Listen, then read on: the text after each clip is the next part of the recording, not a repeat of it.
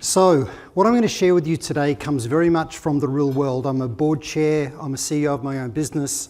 I also work with some of the biggest brands in the world, companies like Salesforce. We just had the question previously, how can people in government really transform citizen experience?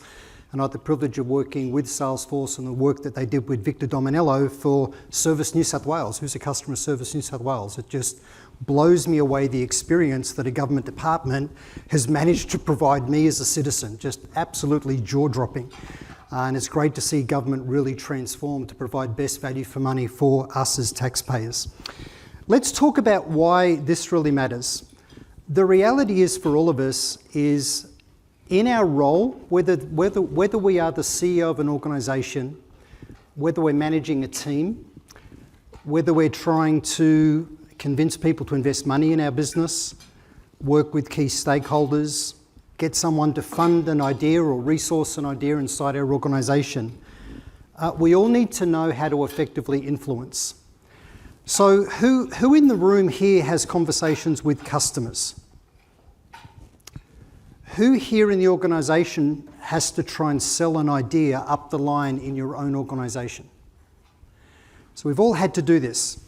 I'm going to give us 3 actionable ideas that I believe you can take away today and apply to great effect inside your own organisation. Because in every business, ideas are competing, not just for money and resources, but for prioritization inside the organisation. So how do we make our idea something that's seen to be a winning agenda? And often the people that we're seeking to work with are pretty tired and worn out. Does anybody feel that way after these 3 years of craziness that we've actually been through, just this huge level of fatigue? And if we go to somebody with an idea, maybe it's a new customer that we're trying to convince to come on board with us. Maybe it's the CFO inside our organisation that we would like to approve and fund the initiative that we're wanting to drive. The reality for many people is they're not looking to take on additional work, risk and stress. So how do we build a conversation that gets them to lean into the conversation rather than pull away? And we're dealing with new economy realities. We literally live in a new economy.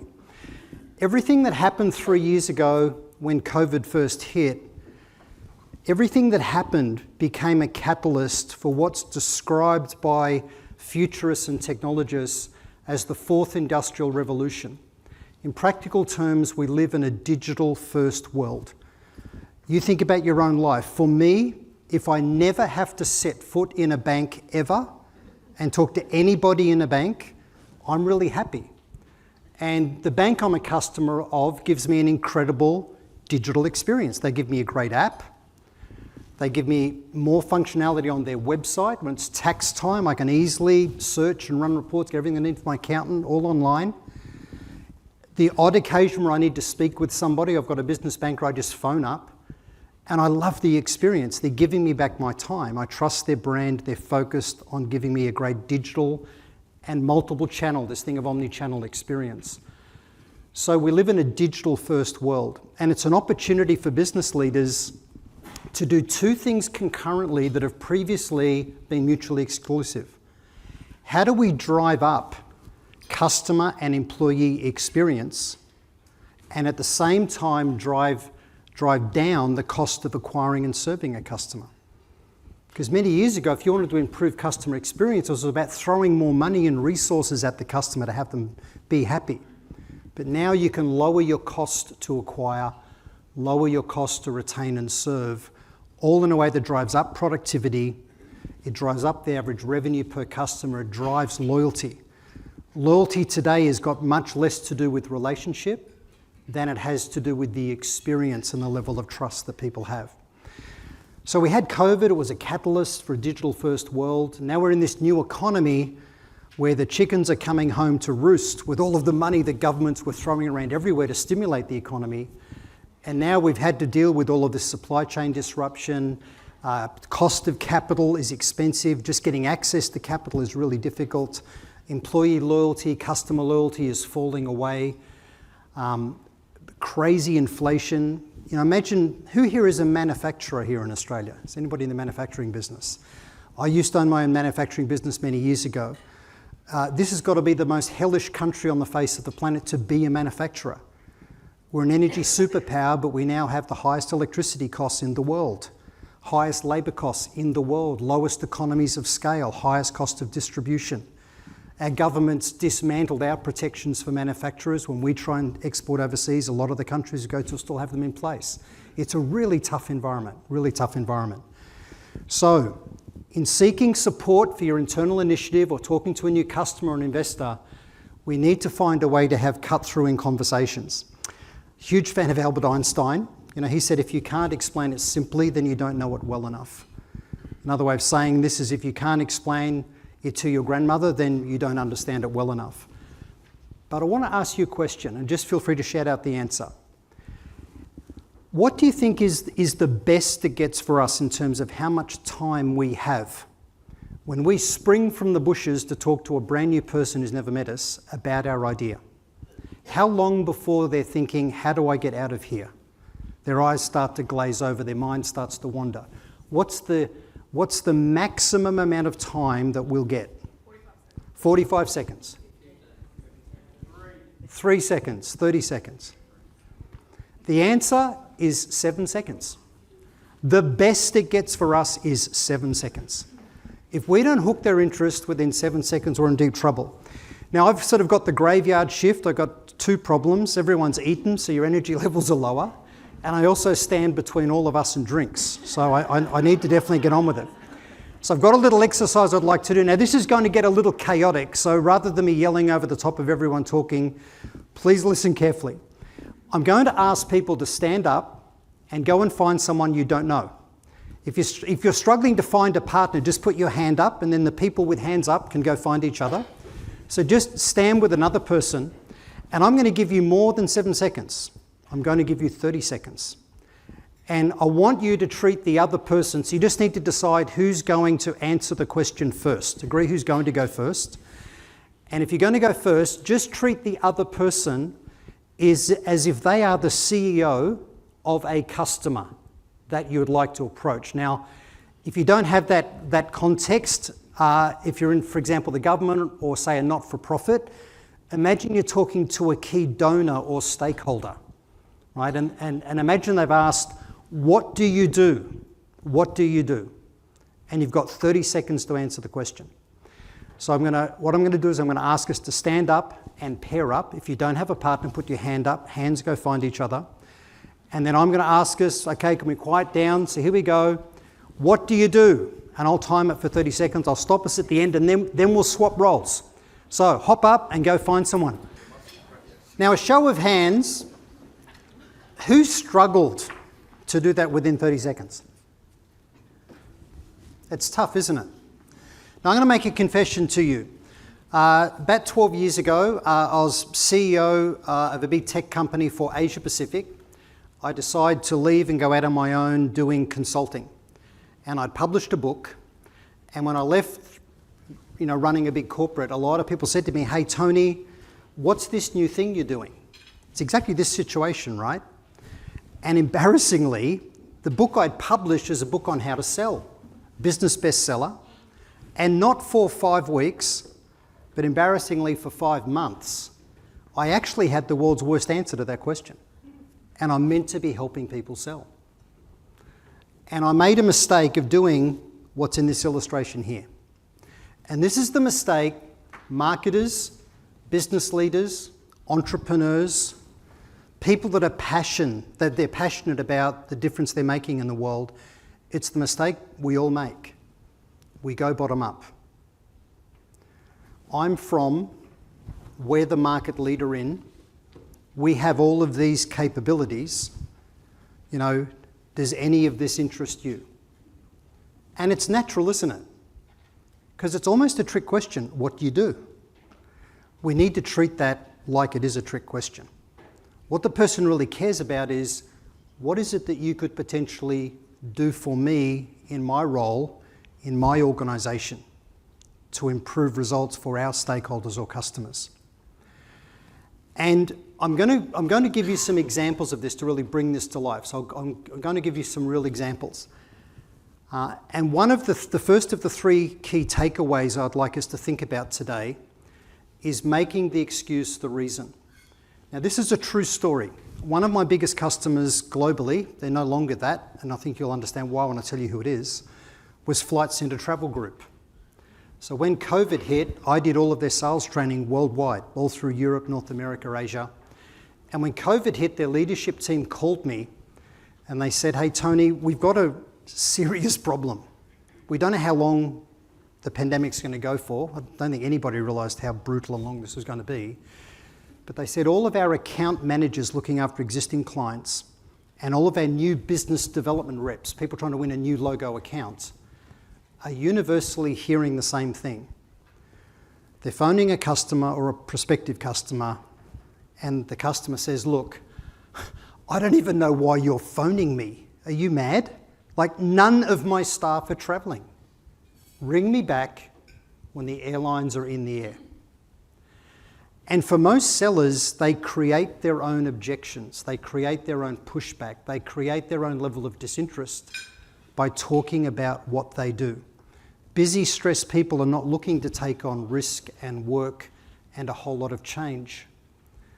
Leaders want change because they don't have to do the work.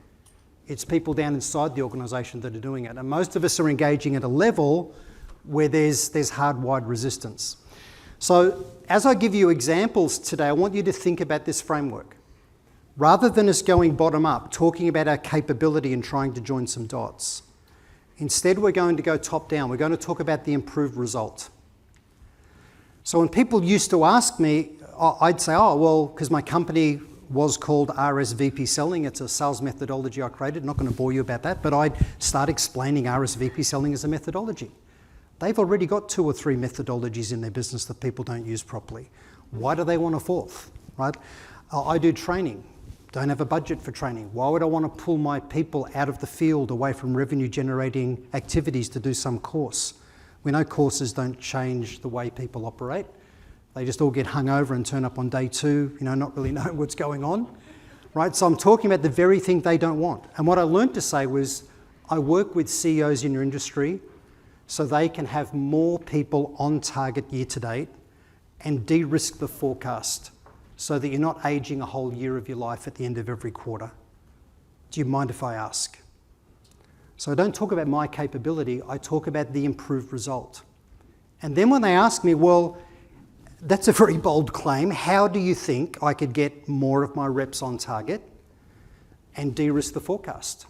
I then don't talk about my sales methodologies in my training course, don't talk about my capability. What I learned is I need to say, it's around you being able to hold your sales managers and your people to account for bridging their own pipeline gap and de-risking their deals. Do you mind if I ask? And then I'll ask another question, a question that leads to the business case for investing in change. So I want us to think about, instead of bottom up, we're going to think about going top down. What's the improved result? What's the improved result? Now, a little bit of research data. We've all got sellers or marketers inside our organisation, corporate executive board, they're owned by Gartner now. They surveyed 5,000 people who make buying decisions, not just heads of procurement, but the chief information officer, the CFO, the head of HR, the people making the decisions. And they said to them, they asked them, when you give your time to a seller, what percentage of the time does that seller meet your expectations for the meeting? Now, if we ask the salespeople in our own organisations, or the sellers that come and see us, how often do you meet the expectations of a customer? We'd probably hear something like 85%, 95% of the time I'm a professional. Would you agree? What do you think the truth was? Shout out some percentages. What percentage of the time do sellers meet the expectation? 20? 10%? It's really scary. The answer was 15%. Only 15% of the time do sellers meet the expectation of the buyer. And we could get into a whole lot of information around why that's the case. Not having a clear agenda, not turning up with any genuine insights, not having done your research properly. There's lots of things that cause this. But there's a very high failure rate. If doctors or pilots had this kind of success rate, society would be up in arms. Society would be up in arms. So one question to think about in your own organisation, are your people mainly good enough to fail as opposed to succeed? And what I mean by that is this. I do a lot of work in the technology sector. Companies like Salesforce and Adobe and IBM are big clients of mine. So they're selling technology. And often they fall into the trap of being good enough to generate interest. The person's interested, they want a demo, they want more information, but they're not good enough to create genuine intent to change. Unless someone's committed to changing state, from current state to future state, there's lots of interest, there's lots of effort, there's lots of meetings, but at the end of the day, someone senior internally says, look, I can see it's a good idea, John, but there's 17 other things inside the organisation that we as a leadership team are being asked to approve and prioritise. We just can't do them all. There's a lot of fatigue in the organisation. Why this particular initiative over the other 16 or 17? And what happens is the person starts talking about capability, the bottom of that communication hierarchy. Person's eyes glaze over, look, no, it drops down on the totem pole. So we need to not generate our own objections. If we talk about us and what we do, the person says, already have one of those, not looking to change away from the current provider. There's other things that we're doing right now. We don't have a budget. Come back and talk to me in 6 months' time. Now, I once had the job of sales director for a public corporation in Australia. When I got into the job, what I discovered after I joined, should have done a bit more research, but I was the third head of sales for this public company in less than 3 years. What I didn't know is my two predecessors, at the request of the CEO, had gone to market to buy a CRM system. The business needed it. And I'm at this company now, and I'm in my 7th Monday morning meeting with the CEO, asking him to approve the new CRM system that he said we need, that my two predecessors could never get approval for and got fired instead. Right? And again, maybe a slow learner, but it dawned on me, I need to stop talking about the capability this will give us and talk about the improved result. Why this is important. We'll talk about that a little more today. So, idea number 1, the excuse is the reason. And your people, or you, or the markets you serve may feel like the person, but again, imagine that situation. Flight Centre Travel Group. Look, why are you even ringing me? None of my staff are travelling. Ring me back when the airlines are in the air. How do we solve that problem? This is what we did. We created a campaign where Flight Centre Travel Group people would phone the Chief Financial Officer, key decision-making role in an organisation. And they'd phone up and say, hey Mary, with none of your staff travelling right now, is Mary going to say, why are you ringing me? None of my staff are travelling right now. That's why I'm calling. So Mary, with none of your staff travelling right now, I think there could be a way for you as CFO to drive somewhere between 8 and 12% of cost out on what's going to return to be the 3rd to 5th biggest expense line item on your P&L. And you know what, Mary? With nobody travelling, you've got no change management issues, and you have the bandwidth in the admin team. Do you mind if I ask, when's the last time you've reviewed your travel policy and the way you've been running travel as a process? Now, Flight Centre Travel Group don't mind me sharing this, but in the last 3 years, they have won hundreds and hundreds and hundreds of competitor accounts away from competition who curled up in the fetal position in COVID and are now transacting with them. So that's this mindset of let's make the excuse the actual reason. And in 2023, in this new economy, where there's a lot more scrutiny on getting anything approved internally, it's a much tougher environment financially. We need to be clear about what the improved result is. All of our people need to be more determined in a more competitive market. And we heard today awesome talk from a not-for-profit. There's 1,200 not-for-profits in Australia, all competing for the same philanthropy dollar that's actually out there in the marketplace. We have to find a way to really generate cut through. So think about top down instead of bottom up. What's the improved result? Second point I'd like to make is we need to elevate and have impact in the conversation. elevate and have impact in the conversation. Who here has a marketing role in their organisation? Anybody here from marketing? Marketing is typically good at appealing to the portion of the market that is actively looking. And that's typically, believe it or not, only 3%.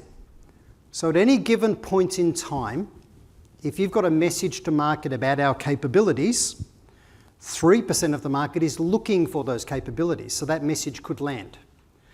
That's the idea of a lot of the marketing tech stack today. It's trying to identify buying intent, early signal buying intent. So you can target your advertising spend at people that are in the buying window. Opening an opportunity, opening a conversational relationship is without doubt the most difficult and most important phase of that relationship or of the sale. The way we open an opportunity is what sets the agenda. It's how we begin with a level of trust. Trust is an X factor in business and selling. So only 3% are looking, but 40% of people are open. There's a level of dissatisfaction. So if rather than talking about capability that only appeals to 3%, we can talk about the other person's opportunity to drive an improved result in their role, we'll have engaging conversations with people. And we need to do it in a way that talks the language of leaders: dollars, percentages, results. How can they drive those results in a way that manages risk? Again, most sellers create their own objections. They get themselves delegated down into the bowels of the organisation. If you talk about tech, go and talk to the person down there that evaluates new tech vendors. Go talk to my HR person. Go talk to my enablement team. We need to help our people build business conversations, and as leaders, we need to model that for them. So here's an example. I promised you that I'd bring this to life rather than theories. Now, MYOB, again, are okay with me sharing this. This isn't their IP, this was mine. I did their global sales kickoff, and I talked about these principles to about 300 or 400 people. And I just thought, well, if I was selling MYOB, it's accounting software. You all know what MYOB is. It competes with Xero, for example. If I was approaching, for example, here, we've got an accountant or a bookkeeper. So they've got their own clients. So rather than starting at the bottom by talking about their intuitive and collaborative business management platform, which causes someone's eyes to glaze over and them think, how do I get off the phone? I'm not looking to change our software systems at the moment. Rather than that, they lead with the result. Hey, Mary, Mike, the reason for the call is I think there could be a way for you to drive stronger revenue growth and with a more profitable practice and with better brand and loyalty with your own clients. Do you mind if I ask? You ask a question. The person says, well, not so fast, Slick. I don't even really know you yet before I answer your question. How do you think I'd be able to do that? Now, what most people do is they start talking about their capability and they just create an objection.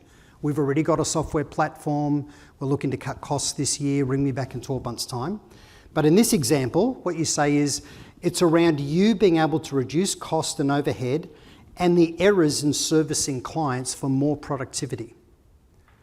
Now, if they want that result and that strategy makes sense, then they'll understand why they maybe need a platform that can reduce risks, improve collaboration with clients, make clients stickier, give the clients back their time, provide more confidence to customers, more productivity with their own team. Well, now I know why I'd maybe look at putting a new platform in.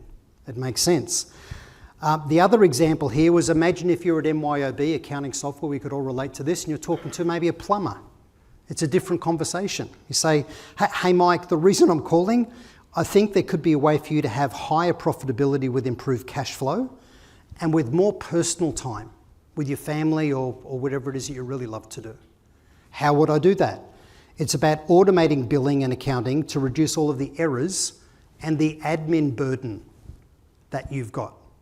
And again, you'd ask questions. How much time every week are you spending doing admin? Right? And they say, about 7 hours a week. Well, if there's a way to get that down to about 30 minutes a week instead of 7 hours, would that be worth exploring? So we're leading with what the improved result is. So Idea number one, let's make the excuse the reason. It's a mindset thing. That's what Flight Centre Travel Group did. The next thing is we need to create impact in the conversations, including internally. Let me share with you what happened to that company that needed a CRM. In my 7th meeting, I'd had 6 where my CEO wouldn't approve it, even though he told me to go and get it done. His name was also Tony, by the way, a guy called Tony Walls, really good guy. I said, Tony, I've been thinking about what you've been sharing with me, and you're right. There's one of 2 ways that we can go. First thing I did is I gave him control. Instead of asking him to approve what I thought we should do, I gave him control. And then I said, but I think we need to get on with it. This is how you can reinstill confidence in your forecast with the board and hold me to account for the sales execution that you've hired me to do. And this pays for itself with improved win rates and lower cost of acquisition. And he signed off. Whereas in previous meetings, I've been talking about bringing sales and marketing together and running more effective campaigns. That wasn't the language of leaders. So, third thing is, how do we reduce risk in winning new customers or a deal? Now, I'm using the same picture, but I'm sure we've all had this, right? Has anybody here had approval or a budget to go do something, and we wrongly thought that meant we were authorised to spend it? Has anybody here had that happen, right? Right. So, and this company I was at, Ross Sales Director, that was the case. The CEO said, we need a CRM system. Go and pick one and bring it back to me for approval. Like, he knew we needed it. The business did need it. Even allocated a budget that everyone was aware of, but that didn't mean it was automatically approved. Often, just because you have a budget doesn't mean that it gets released. Right? Everything's competing for prioritization. So, all roads lead to here, to the boardroom. And they're thinking lots of different things we could do to improve citizen experience, customer experience, profitability, reduce churn, improve the productivity of our teams. There's lots of things that they could do. Why this thing and why now? Can we just delay this? So if you're in selling, if you're trying to find new customers or even upsell, cross-sell with existing customers, if anyone expresses a level of interest in what it is that we do, there's 3 questions that are really powerful.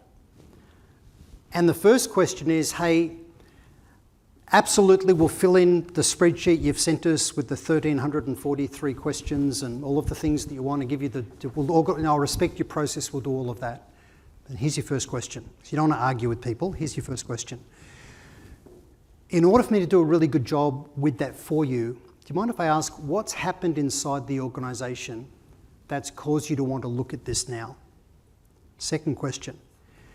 If you were to implement something different, with us or anybody else, what improved result are you looking for? What improved result are you looking for you in your role? And even more importantly, for the overall organisation.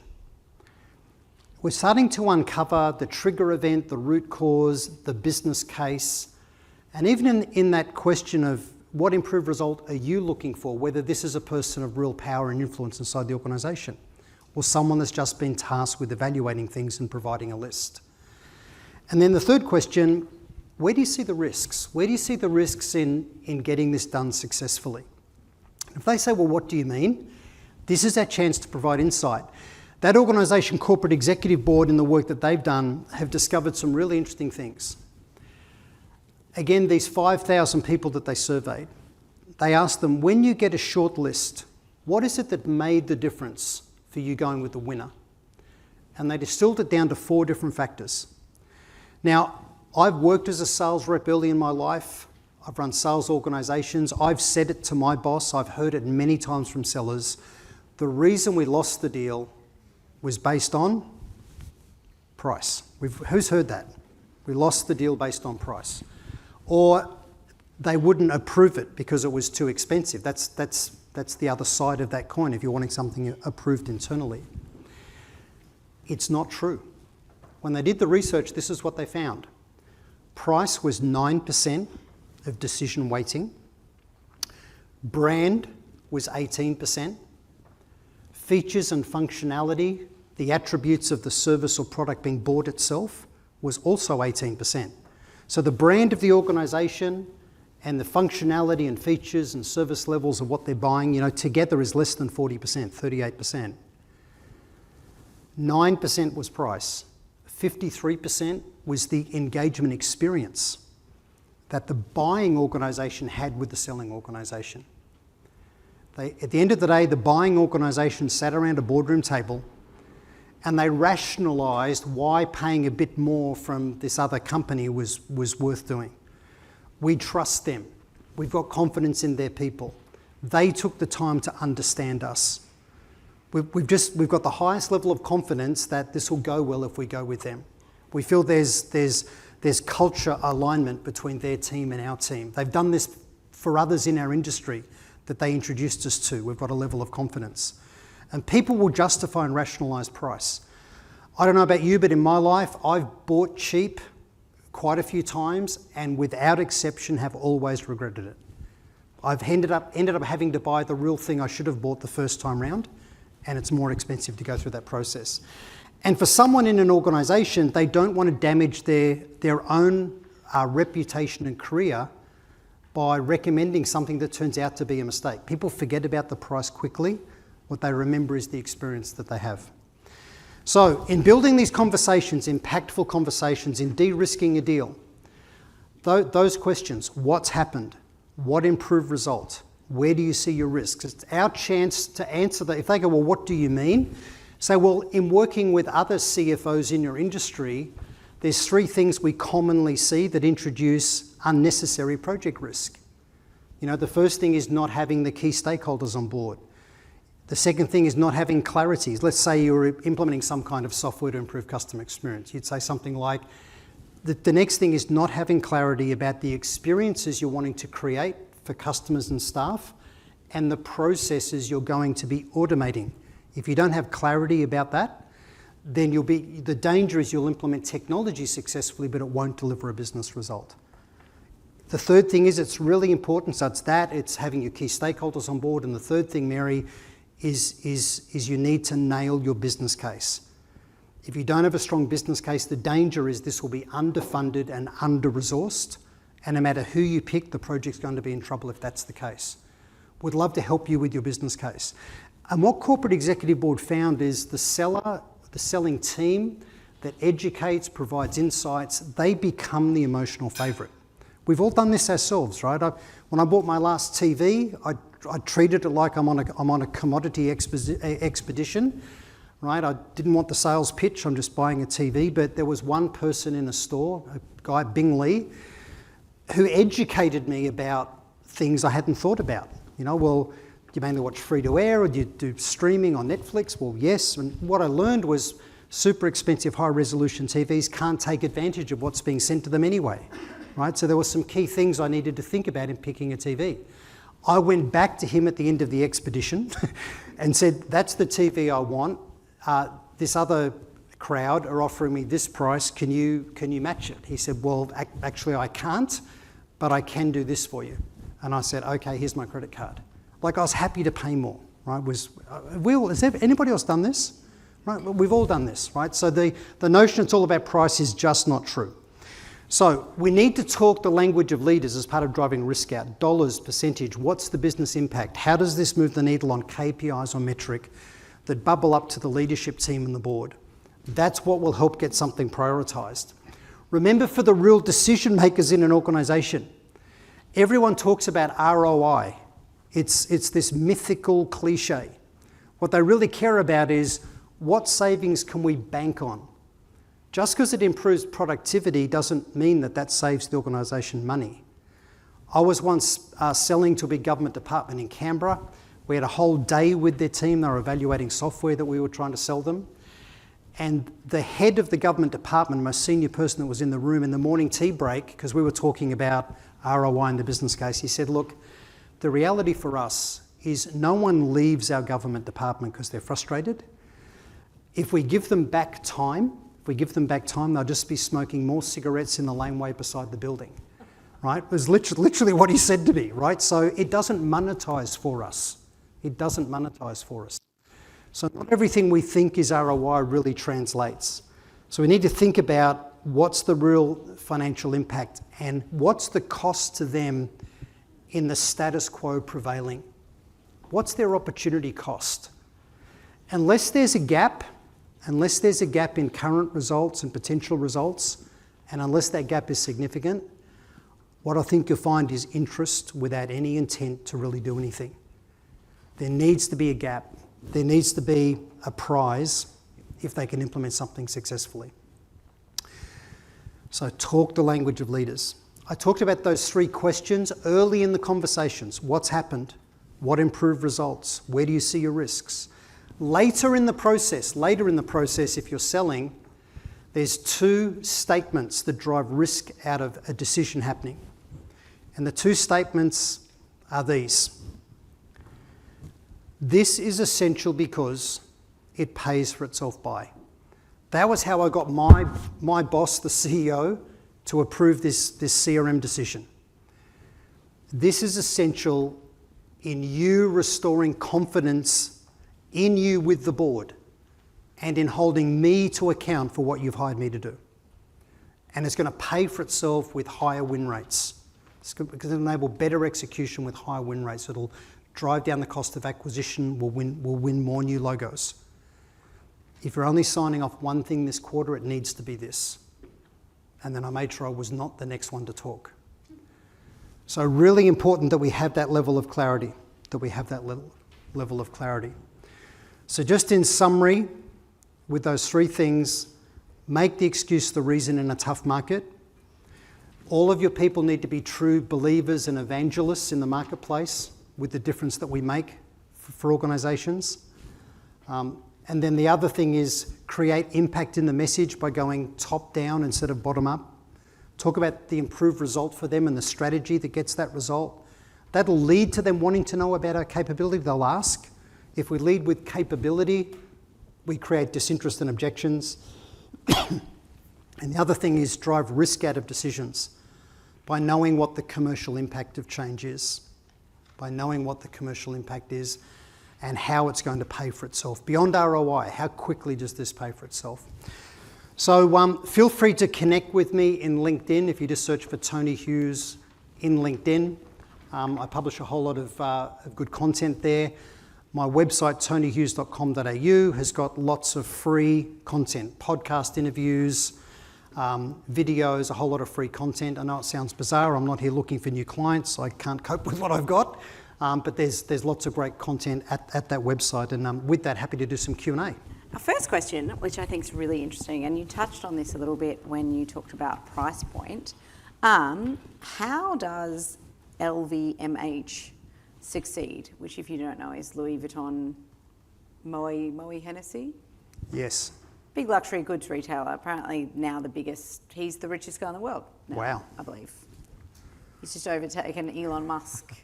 On what is a super high price point that almost no one can afford. Well, obviously, a lot of people can't afford it, otherwise my daughter... Just not me.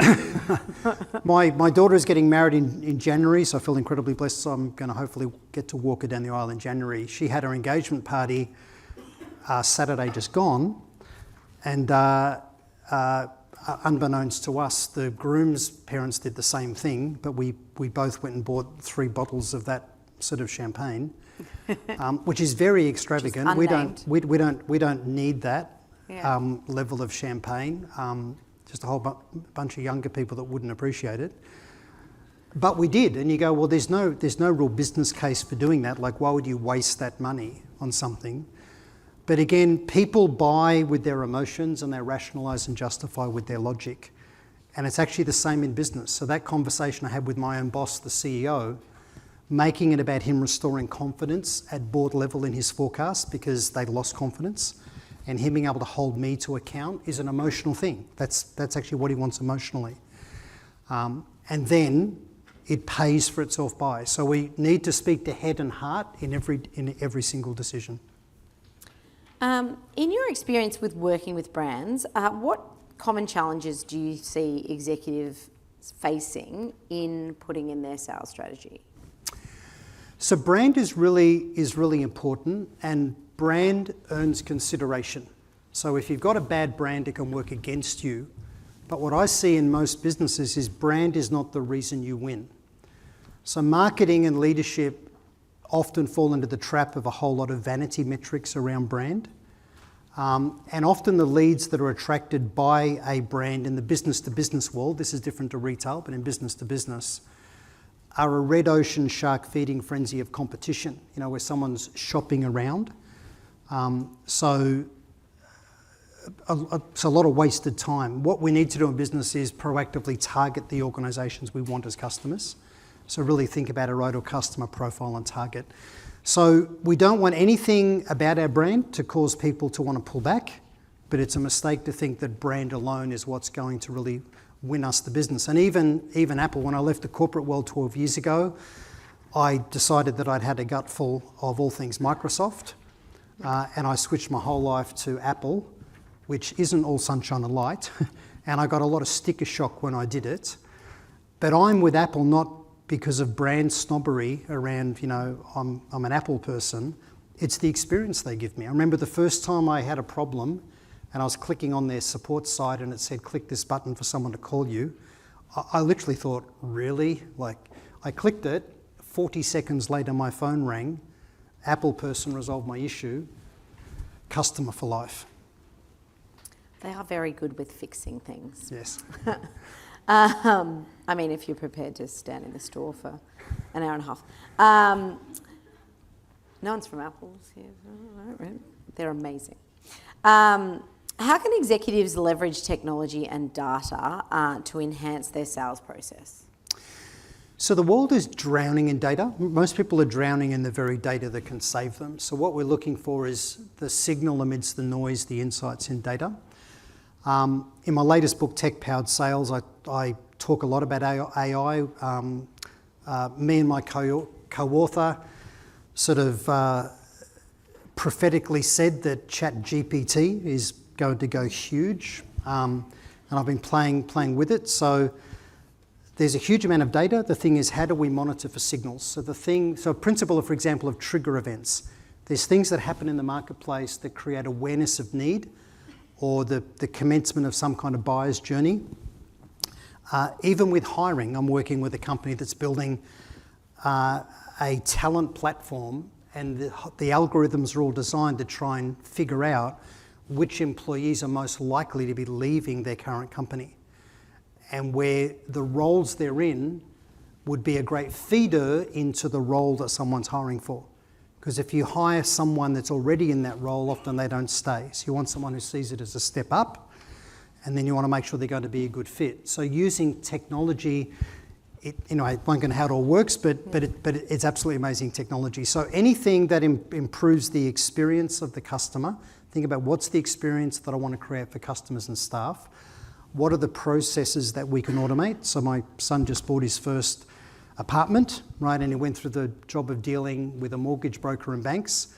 A lot of them are not anywhere near where they need to be in terms of winning business based on customer experience, right? A lot of it's tedious and awful. Uploading things and documents is not all made easy. So the winner is the company that provides the best experience for their employee and their customer. That's what really creates loyalty, and it's why people will be happy to pay some kind of premium. So when you think about technology, what process is it going to enable? How's it going to automate to drive down cost of acquisition and productivity of staff? Are the banks not in a very unique position where they kind of hold all the cards? Because I hate my bank with passion. I would love to be with any other bank, quite frankly, than the one I'm with, but I cannot move. I am stuck with them. On the basis that they hold my mortgage. Yep. So there's no motivation there for them to improve my customer experience because I can't move. So I promise you, every bank in Australia is fixated on improving customer experience, as is someone like Telstra. So we'll know what's happened to Telstra in the last few days, but Telstra is massively impeded, as the banks are, by literally insane levels of legacy infrastructure. that works against them trying to deliver great experience. That was why Service New South Wales went with Salesforce. What they recognised was, if we as a government department keep putting lipstick on the pig, trying to create a nice interface to our horrible systems, we're never going to deliver the level of citizen or customer service that is expected today. So they said, we need a completely different approach. So part of them going with Salesforce as a CRM system, you think a government department with a CRM, but they recognised they needed a completely different approach. So if you leave your laptop or your glasses on a train and you want to log a case to try and see, did the cleaners find my laptop or my bag or my coat, again, all of that's done in Salesforce. If they tried to take legacy to do that, they would just never get there. So innovation often means a completely fresh approach. How do small startups compete in a tender process with large established brands? Companies always seem to go with the safer choice. They do. And at the end of the day, big organisation buyers are looking for what they regard as value for money. And they define value for money typically in a few things. Is it fit for purpose? You know, we don't need the Rolls Royce, right? Is it fit for purpose? Will it do what we want now and in the future? And the second piece is it from the lowest risk profile provider? So this thing of fit for purpose and lowest risk. And then they sort of look at the cost. Smaller organisations are often seen as risky.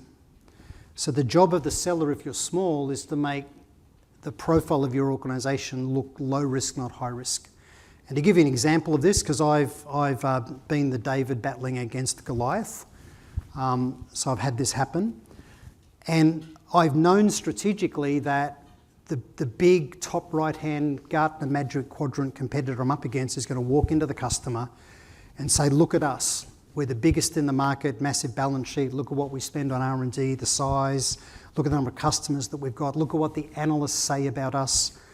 But what I did is I put a landmine in the deal for them to go and stand on. And I worked with the customer and asked them, remember that question, where do you see the risks? And one CIO said to me, I see huge risk in us dealing with a giant multinational that sees us as a customer as a small rounding error. When there's problems, I want a voice. I want to be able to pick up the phone and talk to someone and get action. And I've been burned as a CIO in the past by dealing with a giant organisation that gave us lots of promises in the sales process and nothing afterwards. So when the other two vendors we were shortlisted against came in with their big, we're in the top right-hand corner, we're the biggest in the world message, in his mind, that's why I don't want to deal with you. So I made being small positioned as the Goldilocks zone. We're small enough where you'll be important to us, but we're big enough that we have the resources to be able to deliver what it is that you need. And risk comes from dealing with a giant, arrogant organisation. Now, the big organisations will be trying to see their message, right? Risk comes from dealing with someone that's small and under-resourced and might not be here in 5 years. Right, so we want to position, the way we position is really important. Convincing people to get on the bus is easy if they all know they're going to Disneyland. Do we spend too much time talking about change instead of the destination? Yes. So I work with startups, with a lot of business leaders and entrepreneurs, and one of the big mistakes that people make is they wrongly adopt this view that everybody is a potential client, everybody's a potential fit. And it's not true. We need to find organisations that are an ideal fit. So this thing of an ideal customer profile, if you think we sell into this sector, okay, well, what are the attributes of organisations? If you sell to manufacturers, okay, well, what are the attributes of a manufacturing business that make them an ideal fit? And we screen for that. So we're building conversations where there's the highest probability of success. And it's the same with employees. The biggest mistake I've ever made as a business leader is holding on to the wrong people for too long, feeling I was doing the compassionate right thing. And I've looked back on every occasion and thought it was just all a mistake. The sooner they'd moved on, the less damage that they would have had themselves, the less angst for the organisation. And often leaders lose their own credibility or role because they fail to take action early enough within their own organisation. So unfortunately, you can't change someone's values at all easily, right? So I think values trump personality.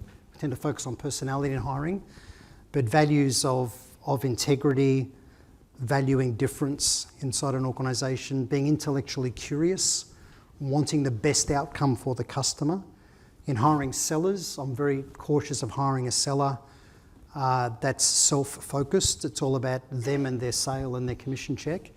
I want sellers that are passionate about helping customers.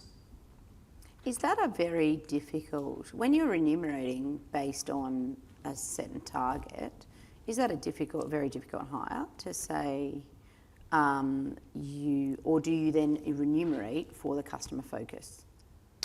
Like, how do you build that into a culture? If you're saying you will be the best if you win all the deals, but we also want you to be a customer player. There's a really good video on YouTube by Daniel Pink. I'm sure a lot of us have seen it. They looked at the role of incentives and rewards. If you pay someone an incentive, does it really drive improved productivity?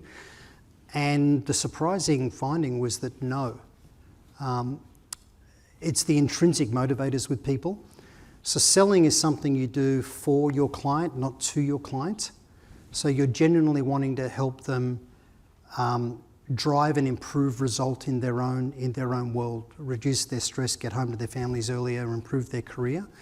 So the thing of purpose, rather than virtue signalling, the thing of purpose when we go to market is we need to think about how does this improve the lives of our customers? And if our people can get emotionally connected to that, and then they take that message to market rather than a capability message, they tend to start the relationships in the right way. How do you recommend selling an idea or a change when you're working in a public sector where the ROIs are not measured by dollars? Yeah, so I think about Victor Dominello and Service New South Wales.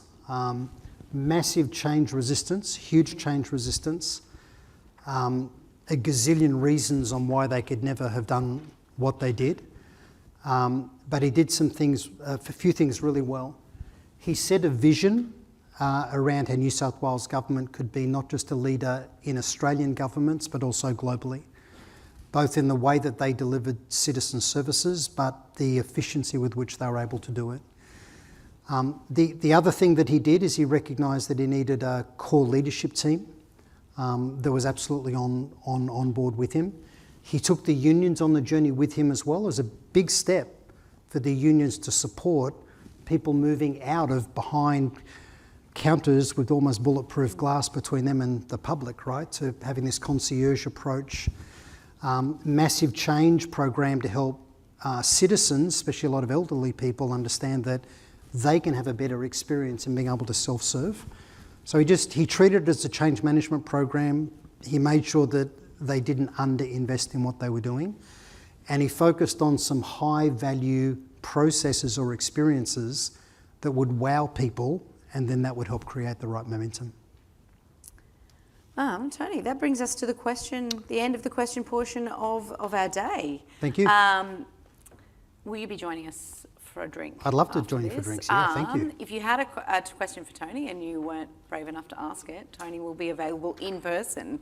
So thank you very much for being our tail end, very last speaker Thanks, of the day. Dana. It's a tough slot. So put your hands together for Tony. Thank you. Thank you.